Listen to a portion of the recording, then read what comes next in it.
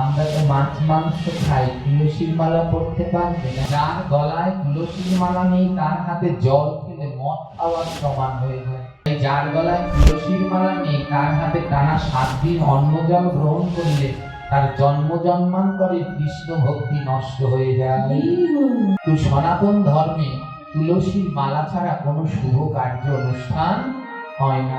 তুলসীর মালা কোন দিন পরানো হয়? যেদিন মুখে প্রসাদ হয়।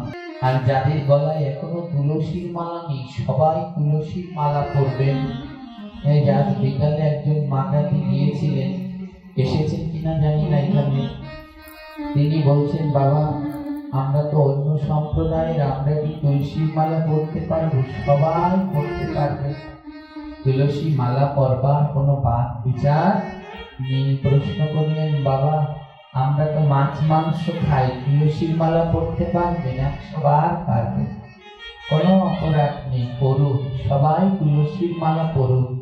মহাপ্রভু বললেন, যৎ কণ্ঠে তুলসী নাস্তি তে নরাম্র মানসা জলম চ মদিরাসম অন্ন চ শুকরী বিষ্ঠা। যার কণ্ঠে তুলসীর মালা নেই, যৎ কণ্ঠে তুলসী নাস্তি, যার গলায় তুলসীর মালা নেই, তে নরাম্র মানসা, সেই মানুষটা হলো মূর্খ। বললেন, মূর্খ বলল কেন? বললেন, আমার চৈতন্য মহাপ্রভুর মতো জ্ঞানী পণ্ডিত এই বিশ্ব ব্রহ্মাণ্ডে আর দ্বিতীয় জন নেই। আমার মহাপ্রভু গলায় মালা পরলো আর তোমরা বললে না, তাই সবাই মালা ধারণ করবে। বলে, আমি যে মাছ মাংস খাই আমার পাপ হবে না মালা ধারণ করলে? মাছ মাংস খাওয়া পাপ। তুলসীর মালা পরবো, আমি তো এই গলা দিয়ে মিথ্যে বলবো, আমার পাপ হবে না? মিথ্যে কথা বলা পাপ, মাছ মাংস খাওয়া পাপ। সে তুলসীর মালা পরে ফেলেও পাপ আর না পরে ফেলেও পাপ। পাপ তো পাপই। কেউ যদি মনে করেন তুলসীর মালা ছাড়া আমি একটু বেশি করে মাছ মাংস খেয়ে নেই, যেদিনকে তুলসীর মালা পরবো না সেদিন আর মাছ মাংস খাবো না, তাহলে এটা আপনার ভুল ধারণা। হ্যাঁ, ভুল ধারণা। পাপ পাপী, সে তুলসীর মালা পরে খেলেও পাপ হবে আর না পরে খেলেও পাপ হবে। সবাই তুলসীর মালা পরবেন। তুলসীর মালা পরলে দেহটা শুদ্ধ হবে। হ্যাঁ, যার কণ্ঠে তুলসীর মালা নেই, বললেন কি, জলম চ মদিরাসম, যার গলায় তুলসীর মালা নেই তার হাতের জল মদিরা। মদিরা মানে কি? জোরে বলুন, মদ। যার গলায় তুলসীর মালা নেই তার হাতে জল খেলে মদ খাওয়ার সমান হয়ে যায়। অন্ন আদি শুকরী বিষ্ঠা, এবং ফলমূল অন্ন আদি খেলে কিসের বিষ্ঠা হয়? শুকরের বিষ্ঠা হয়। এত বিষ্ঠা থাকতে শুকরের নাম নিলেন কেন? এ জগতে তো আরো অনেক প্রাণী আছে, শুকরের বিষ্ঠার নাম নিল কেন? বলে, জগতে যত প্রাণী আছে সব প্রাণীর বিষ্ঠা গাছের গোড়ায় দিলে সার হয়, আর শুকরের বিষটা গাছের গোড়ায় দিলে গাছটা 7 দিনের মধ্যে মারা যায়। তাই যার গলায় তুলসীর মালা নেই তার হাতে টানা 7 দিন অন্ন জল গ্রহণ করলে তার জন্ম জন্মান্তরের কৃষ্ণ ভক্তি নষ্ট হয়ে যায়।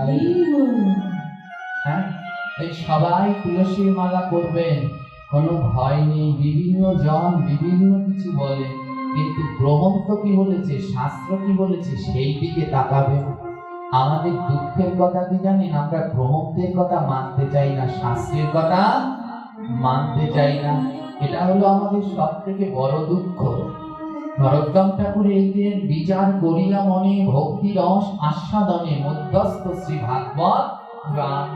বলে, কোনো কিছু নিয়ে সংকটে পড়লে সিদ্ধান্ত নেবে ভাগবত এবং পুরাণ থেকে, সেখানে কি বললো সেই দিকে আমাদের তাকাতে হবে। তাই যাদের গলায় মালা নেই সবাই মালা পরবেন। তো সনাতন ধর্মে তুলসীর মালা ছাড়া কোনো শুভ কার্য অনুষ্ঠান হয় না।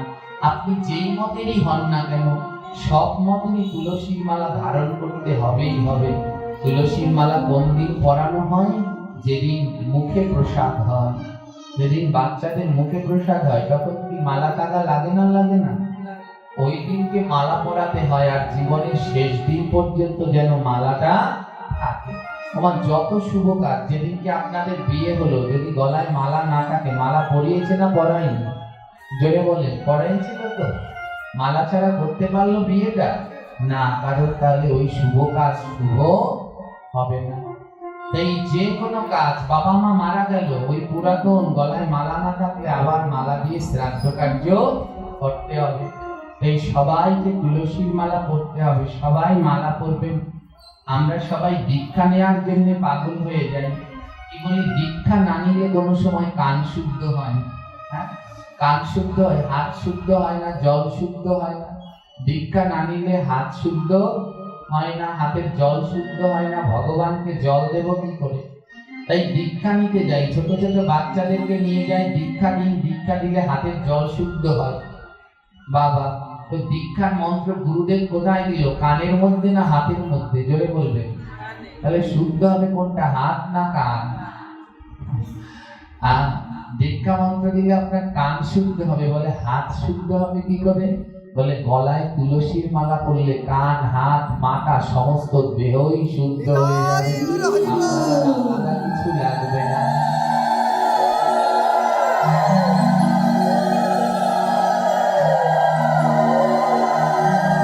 তাই তুলসীর মালা পরুন। আবার আরেকজনে বললেন, বাবা যদি তুলসীর মালা গলায় থাকে, আমরা তো মাছ মাংস খাই, ওই তুলসীর মালা ধুয়ে যদি জল পরে পাই, ওমা গঙ্গার জল, মা গঙ্গা, গঙ্গার সৃষ্টি হলো গোবিন্দের অঙ্গ বলে। গঙ্গা আর ভগবান আলাদা নয়, ভগবানের অঙ্গ বলে যে জল হয়েছে তার নাম হলো গঙ্গা। কিন্তু তুলসী কিন্তু গোবিন্দের অঙ্গ থেকে হয়নি, তুলসী হলো মা লক্ষ্মীর অংশ, তুলসীকে মা লক্ষ্মীর অংশ। এবারে এই গঙ্গা, ধ্যান দিন, এই গঙ্গার মাহাত্ম্য বেশি না তুলসীর মাহাত্ম্য বেশি?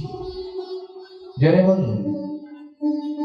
হ্যাঁ, তুলসীটাও ভগবানের অঙ্গ থেকে হয়নি, কে হয়েছে অঙ্গ থেকে? গঙ্গা। তাহলে এবার সে গঙ্গা স্বয়ং ভগবানের অংশ। এবার গঙ্গা জলে যদি পা লাগে, পাপ হবে না হবে না? কথা বলছেন না কেন? গঙ্গা জলে পা লাগলে পাপ হবে না হবে না? হবে। তাহলে গঙ্গা স্নান করবেন কি করে? তাহলে তো পা দুটো উপরের দিকে দিয়ে, মাথা নিচের দিকে দিয়ে, এমনি করে দিকবাজি দিয়ে হাঁটতে হবে। গঙ্গা জলে যেমন পা লাগলে কোনোদিন পাপ হয় না, তদ্রূপ তুলসী কাষ্ঠের জলেও পা লাগলে কোনোদিন পাপ হয় না। গঙ্গা জলে যেমন সমস্ত দেহ পবিত্র হয়, তুলসী কাষ্ঠের, তুলসী পাতার না কিন্তু, তুলসী কাষ্ঠের, তুলসী কাষ্ঠের জলেও তদ্রূপ সমস্ত দেহটা পবিত্র হয়। কিছু মানুষ আমাদের ভুল বোঝায় যে তোমরা গলায় তুলসীর মালা পরেছো, ওই জল যদি পায়ে লাগে আর রেহাই নাই। এটা ভুল ধারণা। তাদেরকে বলবেন গঙ্গা জল যেমন পায়ে লাগলে কোনোদিন পাপ হয় না, আর তুলসী কাষ্ঠ, তুলসীর মালা ধুয়েও যদি জল পায়ে লাগে তাতে কোনোদিন পাপ হয় না। বরং গঙ্গা জল যেমন দেহকে পবিত্র করে, আর তুলসী কাষ্ঠের জল, তুলসীর পাতার জল না কিন্তু। অনেকে আসমন পাত্রের মধ্যে তুলসী পাতা দেয়, তাই তো জল শুদ্ধ করবার জন্য, মোটেই না। আসমন পাত্রে তুলসী পত্র দেয়া যাবে না। যদি কেউ শুদ্ধভাবে সেবা করতে চান, গৃহের মধ্যে 4টি আসমন পাত্র রাখতে হয়। কয়টা? 4টা। যদি না থাকে অন্তত 3টি আসমন পাত্র যেন থাকে। একটা দিয়ে আসমন করাবেন ভগবানকে, যেটা দিয়ে ভগবানকে আসমন করাবেন সেটার মধ্যে তুলসী পাতা দিবেন। আরেকটা দিয়ে আসমন করাবেন গুরুদেবকে, যেটা দিয়ে গুরুদেবকে আসমন করাবেন তার মধ্যে একটা পুষ্প দেবেন। আরেকটা দিয়ে আসমন করবেন আপনি নিজে, যেটা দিয়ে আপনি নিজে আসমন করবেন ওর মধ্যে একটু গঙ্গা জল দেবেন। হ্যাঁ, অনেকেই 100 বাচ্চাদের মধ্যে 80 জল নিজে আসমন করার পাত্রে তুলসী দেয়, মহা সর্বনাশ হয়ে যাবে, মহাপাপ। তুলসী পাতার জল দিয়ে কোনোদিন আসমন করা যায় না। হ্যাঁ, এগুলো ধ্যান রাখবেন। তাই তুলসী কাষ্ঠের জল যদি গায়ে লাগে প্রতিদিন আপনি নিতে পারেন। তুলসী কাষ্ঠ ভিজিয়ে সেই জল মাথায় দিলে 1000 গঙ্গা স্নানের ফল হয়। তাই গলায় তুলসীর মালা থাকলে ওই মালা ধুয়ে যখন গায়ে জল লাগে কতগুলো গঙ্গা স্নান হয়? 1000 বার গঙ্গা স্নান হয়ে যায়। তাই সবাই যাদের গলায় তুলসীর মালা নেই সবাই করবেন। ছোট ছোট বাচ্চাদেরকে সবার আগে কণ্ঠে তুলসীর মালা পরিয়ে দেবেন, যেন শিশুকাল থেকেই তারা ভক্তি পথে থাকে। আর যদি ভগবানের এই পথে থাকে তাহলে তারা বিপদগামী হবে না। আজকাল সন্তান ভালো কি করে হবে? আমার সন্তান ভালো হতে হলে, যেমন ফসল ভালো হতে হলে মাটি ভালো হতে হয়, মাটি যদি ভালো না হয় ফসল ভালো হয়? জোরে বলেন হয়? আর তদ্রূপ সন্তান ভালো হতে হলেও মাটিকে ভালো হতে হবে। সন্তান ভালো হতে হলেও মাটিকে ভালো হতে হবে। এই মাটি মানে আমার এই মাটি নয়, মাটি। সন্তানটি ভালো হতে হলে মাটিকে ভালো হতে হবে। মাটি মানে মাকে বললেন, মা বললেন, মা যদি ঠিক হয় তাহলে সন্তানও আবার ঠিক হবে। তাই যাদের গলায় তুলসীর মালা নেই সবাই তুলসীর মালা পরবেন এবং প্রতিদিন গোবিন্দের চরণে দুটি তুলসী পত্র দিবেন, বৃন্দাজিকে জল দিবেন।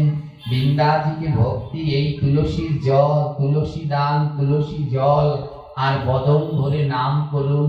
এই তিনের গুণে জন্ম জন্মান্তর গোবিন্দ আপনার চরণে হরি বল।